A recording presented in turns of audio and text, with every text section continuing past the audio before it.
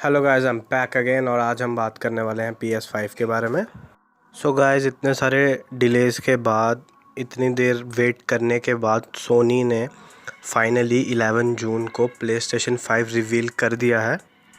अगर PlayStation के design की बात करें तो डिज़ाइन तो हर बार चेंज होते ही रहता है, लेकिन इस बार सोनी ने एक बहुत ही बड़ा चेंज लाया है। उन्होंने कलर भी चेंज कर दिया है। प्लेस्टेशन जो है वो ज़्यादातर अपने ब्लैक कलर के लिए जाना जाता है, लेकिन इस बार उन्होंने वाइट ब्लैक कंसोल रखा है और वाइट कलर कंसोल के ऊपर ज़्यादा है और हल्का सा बीच में ब्लैक है। ये पहली बार हुआ है कि सोनी ने इतना बड़ा चेंज किया है और ये चेंज लोगों को बहुत पसंद भी आ रहा है। लोगों ने इस डिज़ाइन को पसंद भी किया है और इसके बाद लोग और ज़्यादा अट्रैक्ट हो गए हैं इस कंसोल की तरफ। अगर आप सोनी और एक्सबॉक्स की बात करें, जिनकी बहुत पुरानी राइवलरी चलती आ रही है, ये कंसोल को देखने के बाद ऐसा लग रहा है कि यहाँ पे सोनी थोड़ा सा आगे निकल गया है। अभी देखते हैं इस रेस में कौन जीतता है। ज़्यादातर तो हर बार प्लेस्टेशन का ही पलड़ा भारी होता है, इस बार देखते हैं, लेकिन अभी भी रेस में प्लेस्टेशन ही आगे चल रहा है। सोनी के इस इवेंट में 28 गेम्स और रिवील हुई थी जो प्लेस्टेशन 5 पे आएंगी, लेकिन इस बार प्लेस्टेशन ने एक के बजाय दो कंसोल रिवील किए हैं। एक है नॉर्मल ब्लू रे वाला कंसोल और दूसरा किया था डिजिटल कंसोल। आइए आगे समझते हैं दोनों कंसोल्स में क्या डिफरेंस है और आपको कौन सा लेना चाहिए और आपके लिए कौन सा सही रहेगा।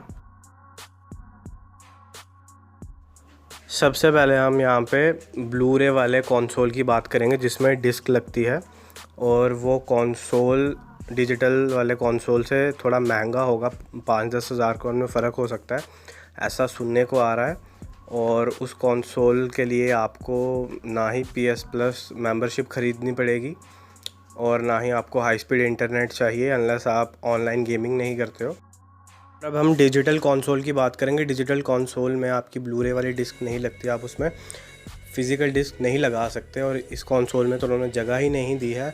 लेकिन जो ब्लू रे वाला कंसोल है उसमें आप दोनों गेमिंग कर सकते हो। उसमें आप ये डिजिटल गेमिंग भी कर सकते हो और उसमें आप डिस्क वाली गेमिंग भी कर सकते हो, लेकिन इस कंसोल में आप सिर्फ डिजिटल गेमिंग ही कर पाओगे और वो भी सिर्फ PS प्लस के सब्सक्रिप्शन के साथ। अब ये जो PS प्लस है, जिनको नहीं पता उनको मैं बता दूं, ये सोनी की एक सर्विस है जिसमें आप ऑनलाइन गेम परचेज़ कर सकते हो, फ्री गेम्स डाउनलोड कर सकते हो और मल्टीप्लेयर गेम खेल सकते हो।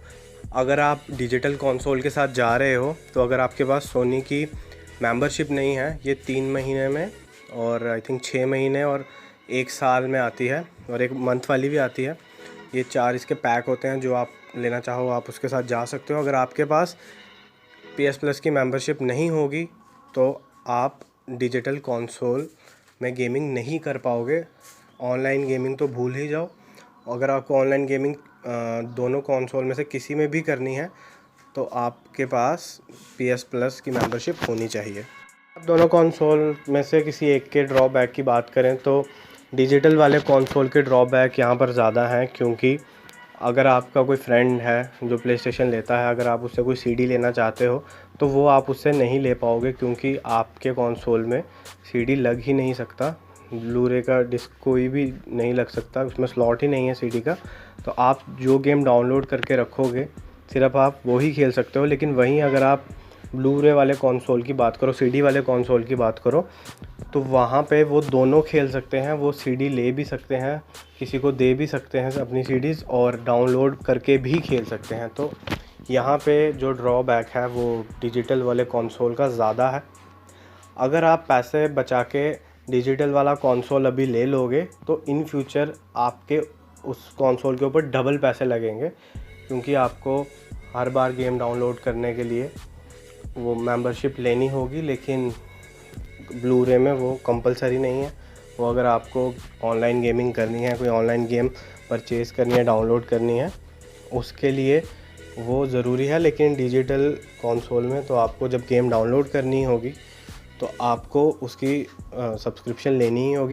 कलर के साथ साथ सोनी ने इस गेम में और भी बहुत सी चीज़ें इम्प्रूव कर दी हैं, जैसे कि हमें इस गेम में लोडिंग स्क्रीन देखने को नहीं मिलने वाली। मतलब जैसे हम कोई भी गेम लगाते थे, for example God of war लगाते थे, उसकी पहले पूरी लोडिंग स्क्रीन आती थी और 4-5 मिनट के बाद वो गेम स्टार्ट होती थी। लेकिन इसके डेवलपर्स ने ये कहा है कि इस गेम में लोडिंग स्क्रीन नहीं होगी। आप जैसे ही गेम लगाओगे उसी के 1 सेकंड के अंदर गेम शुरू हो जाएगी और प्लेयर्स को ज़्यादा वेट भी नहीं करना पड़ेगा गेम खेलने के लिए। प्ले स्टेशन के कंट्रोलर की बात करी जाए तो वो हमेशा से ही डुअल शॉक रहा है। प्ले स्टेशन 1 से लेके प्ले स्टेशन 4 तक डुअल शॉक था, लेकिन प्ले स्टेशन 5 में इन्होंने उस चीज़ को चेंज कर दिया। अब ये डुअल शॉक की जगह डुअल सेंस ला रहे हैं। डुअल शॉक और डुअल सेंस में ये डिफरेंस है कि जब हम कोई भी प्ले स्टेशन में मतलब 5 से पहले जो प्ले स्टेशन में जब हम कोई भी गेम खेलेंगे तो उनमें अगर हमारा प्लेयर किसी को मार रहा है या वो हमें मार रहे हैं, जैसे हम पेन खेल रहे हैं, हमें स्मैक पड़ रहा है, तो हमारा जो रिमोट है, कंट्रोलर है, वो वाइब्रेट होता था।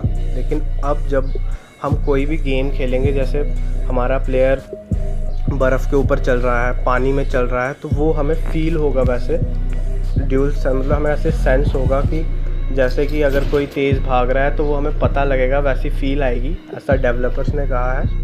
इस गेम के रिलीज़ की बात करें तो ये गेम इस साल के एंड में आ सकती है।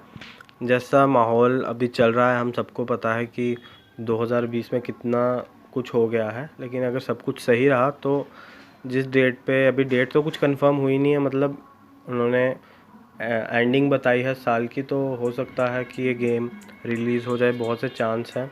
और अगर इस गेम के प्राइस की बात करेंगे तो अभी एक लीक सामने आई है जिसमें बताया है कि प्राइस जो है वो 44,000 ब्लू-रे वाले का होने वाला है और अराउंड 37-36,000 डिजिटल वाले का।